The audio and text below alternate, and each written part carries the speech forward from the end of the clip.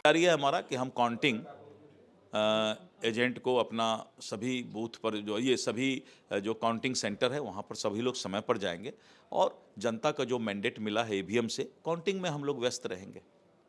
जो सराय Ranjan Samastipur mock drill में जो डुप्लीकेट वीवीपैट आता है, मॉक ड्रिल का वीवीपैट था वो। और जब राजद के ही एक कॉन्ट्रैक्टर थे जो वो वीवीपैट फालतू था जिसको कि बाहर में उन्होंने फेंकवा करके फोटोग्राफी करवाया। बाद में वो भी पता चल गया कि वो राष्ट्रीय जनता दल के लोग थे।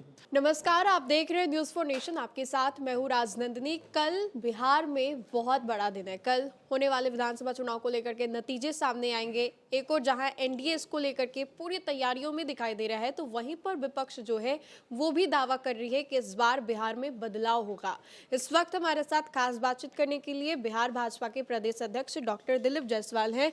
कल का दिन वाकई बदलाव की ओर होगा या फिर से एनडीए की सरकार? देखिए, जनता और मतदाता मतदान के दिन प्रथम चरण और द्वितीय चरण में स्पष्ट रुझान आ रहा था, संकेत आ रहा था कि फिर से एनडीए की सरकार बनने जा रही है। जिस तरह से देश के यशस्वी प्रधानमंत्री श्री नरेंद्र मोदी जी ने केंद्र का खजाना बिहार के लिए खोल दिया, विकसित बिहार के सपना को पूरा करने के लिए जो केंद्र का योगदान है और जो नीतीश कुमार जी की ईमानदार छवि, बिहार में विकास और उस पर लोगों का विश्वास, सरकार एनडीए की बनने जा रही है। एक और विपक्ष जो है तेजस्वी बड़ा दावा कर रहे हैं कि 18 तारीख को मैं शपथ लूंगा। उससे पहले ही वीवीपैट की पर्चियां हो, सासाराम वाले बहुत सारे मुद्दे जो है विपक्ष के द्वारा हाईलाइटेड। वीवीपैट के पर्चियां जो सराय रंजन समस्तीपुर मॉक ड्रिल में जो डुप्लीकेट वीवीपैट आता है, मॉक ड्रिल का वीवीपैट था वो। और जब राजद के ही एक कॉन्ट्रैक्टर थे जो वो वीवीपैट फालतू था जिसको कि बाहर में उन्होंने फेंकवा करके फोटोग्राफी करवाया। बाद में वो भी पता चल गया कि वो राष्ट्रीय जनता दल के लोग थे। और दूसरा कि उनको माफ़ी मांगना चाहिए क्योंकि वो वीवीपैट मॉक ड्रिल का डुप्लीकेट वीवीपैट था, तो इसलिए उनको माफ़ी मांगना चाहिए। और सासाराम वाले में भी जो उन्होंने हल्ला करने का प्रयास किया, वो ईवीएम का गोडाउन अलग है, ये गोडाउन जा रहा था जहां पर कि खाली बक्सा, सारे बक्सा को खोल करके मीडिया के सामने दिखा दिया गया कि ये खाली बक्सा है जिनको कि दूसरे गोडाउन में रखना है। इसी तरह जो लोग हताशा में होते हैं, जो लोग डिप्रेशन में होते हैं, तो यही सब कारण खोजते रहते हैं कि आपका पैजामा ढीला है, आपका शर्ट में बटन नहीं लगा है। तो अब ये सब कल से जो है ये सब भी वो कि नीतीश कुमार जी शर्ट का बटन नहीं लगाए, उनका नेता जो है वो ऐसे पहन लिए कपड़ा, तो बाद में तो इनको रोजगार चाहिए ना, तो रोजगार हम देंगे, इनको भी रोजगार देंगे। विपक्षियों के लिए भी आपके पास बड़ा ऑफर? एकदम पूरा रोजगार है।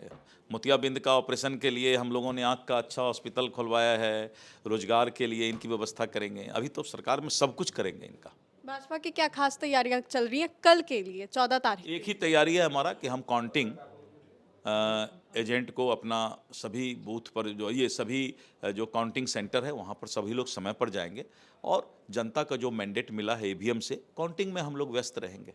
बस एक आखिरी सवाल होगा कि तेजस्वी ने, आपने अभी काउंटिंग का जिक्र किया, तो तेजस्वी ने कहा है कि जानबूझकर ये लोग काउंटिंग को डिले भी करवाएंगे, ये इनकी प्लानिंग स्ट्रेटजी होगी। बाकायदा उन्होंने प्रेस कॉन्फ्रेंस में इस बात को रखा भी था।